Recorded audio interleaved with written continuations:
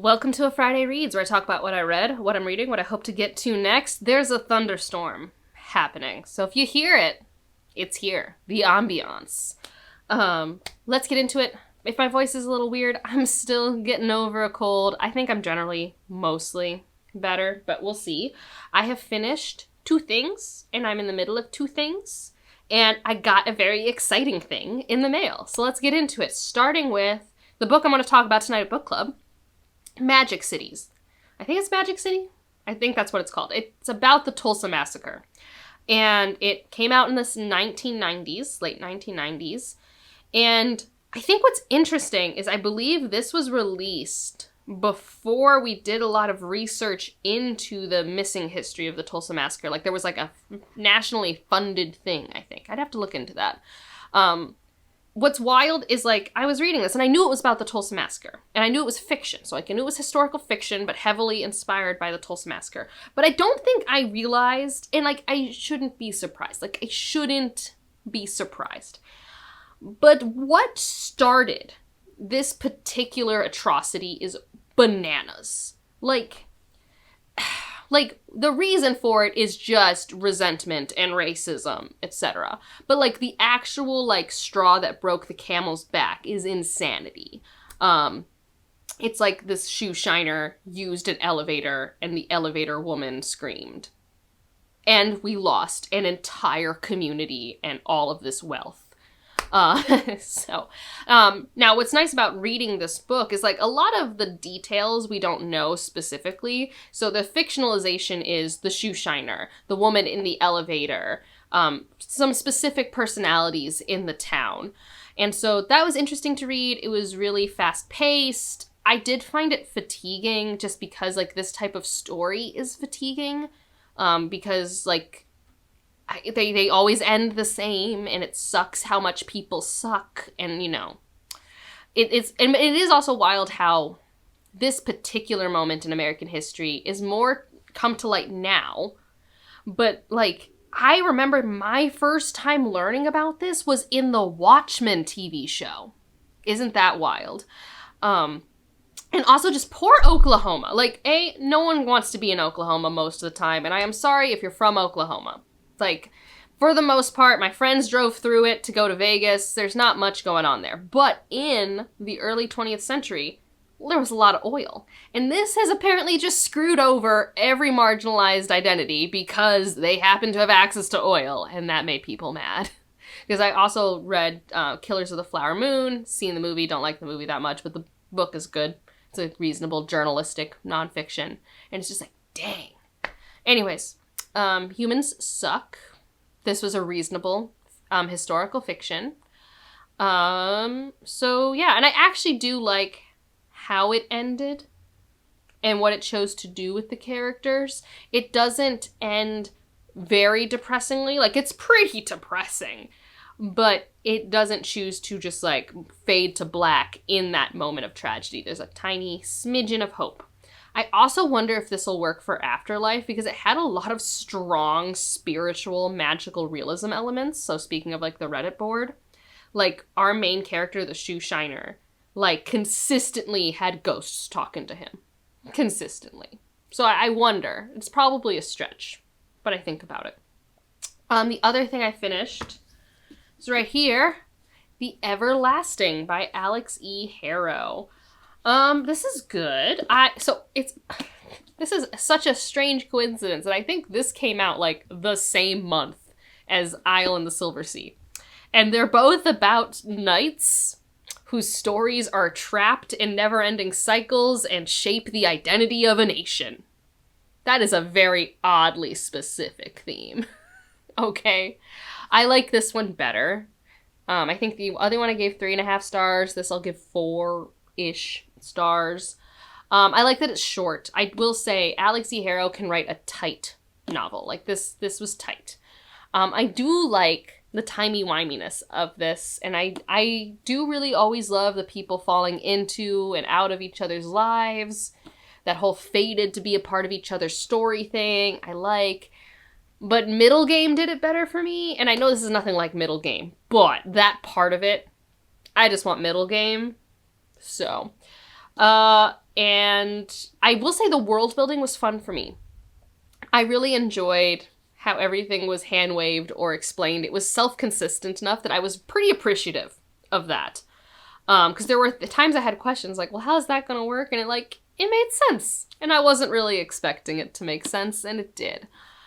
So is this like a book that made me cry?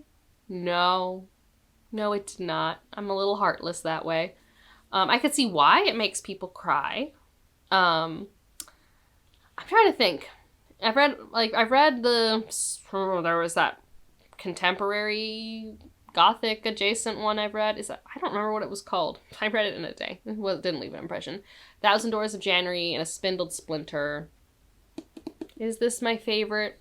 I guess. But in general, she's fine. I like the writing style of this a lot, because this in itself is kind of like a written work of what has happened, and they are consistently writing to each other. So there's a lot of second person usage because I just like that. So that makes it read faster for me. So the actual prose style, this is probably my favorite, but I know that's going to be a turnoff for a lot of people. There's also really pretty art in here.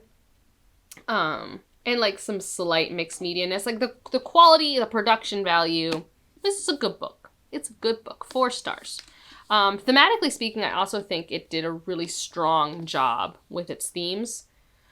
So in terms of the Lady Knight encompassing the story of a nation and being trapped in a cycle and not being able to change or being changed for the wrong reasons, I liked this more than Isle in the Silver Sea, which was the thing I liked most about Isle in the Silver Sea. So now I would just definitely usually recommend this over the other one, except for the fact that the other one is sapphic. So if you really want sapphic Lady Knight, then you have that. What am I currently reading? The second book, Into Shape a Dragon's Breath, To Ride a Rising Storm. It's good so far. I'm a quarter of the way through. I really like Anna Kus. I just like her a lot. And I was actually just being reminded of one of my friends when I was reading her perspective. I'm like, man, the way this character thinks is exactly like how one of my friends thinks. And it's I don't get to see that very often. Hear these thoughts. And she's just so unapologetically herself. And I really respect that. I really love that about Anna Kus. I really like maneuvering this relationship that she might be having. We're just about to get back to school. What's unique about this is the summer term that usually gets really fast in a magic school book. We actually spent 20% of the book in the summer term. We're seeing some of the political stuff. I'm definitely feeling the Viking inspiration more this time around. I think I even missed it the first book. In the first book, this country is what if the Vikings came to America kind of, or were a more strong part of history. And that is definitely oh, I see that now in terms of the world building inspiration. So it's a good time. The other book I'm reading is Wild. This is this wild book, Jawbone. So I think I'm further along in than where I have this bookmark. Probably. I have no idea.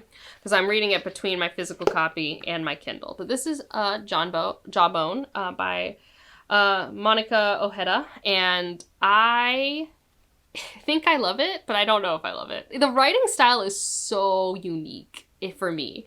A lot of stream of consciousness, run-on thoughts that I'm vibing with right now. So the writing style is a choice. It may or may not work for your brain. The opening scene, I could not tell if the main character was delusional or actually going through what she's going through. It is definitely a dark thriller, unhinged, lit fic vibe. Okay, that is, if you are someone who likes unhinged lit fic, maybe give this a go. I'm not very far in. We have flashback chapters. We have 2 main perspectives, but the back of the book mentions this other person who's a friend. It's giving Pretty Little Liars, but literature. And, it's reminding me of Our Share of Night's horror a little bit in terms of the liminal spaces that youths choose to escape to claim their own space. One of the characters, Miss Clara, she has a whole chapter that's a job interview. And the way that she thinks about her profession, fascinating. So just the character studies so far have been very interesting to me. It's a little bit of work because of the prose style and the writing style and when I've been choosing to read this. But it's This could be just like an all-time favorite. It could be. Like, I feel it. Like, there's a potential here. Am I itching to pick it up? No. But also, I really am liking sitting in the prose of this, which hasn't happened in a while.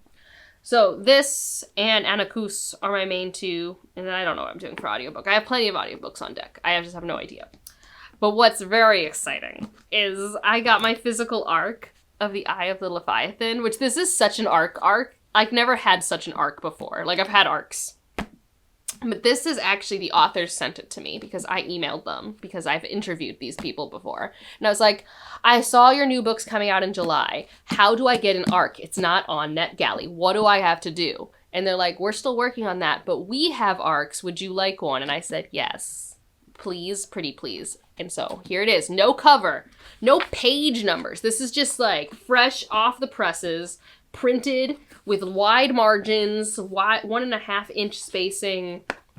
What a time. And I now, as of filming this, the e-arcs went out yesterday. I asked and I have one. So basically, is this the year of M.A. Carrick? You bet it is, because I have been rereading The Rook and Rose, having my best life, and now I got their newest release. The real question is, when am I getting to this? That's the real question. Am I getting to it next, after Jawbone? Who's to say? I don't know. I'm just incredibly excited. Other things I have been up to. I don't even know. I bought rhubarb for my yard. If you don't know what rhubarb is, it is a tart plant that humans choose to eat despite the plant's best efforts of going, nah man, you don't want me. And you put it in pie with a boatload of sugar and sometimes strawberries.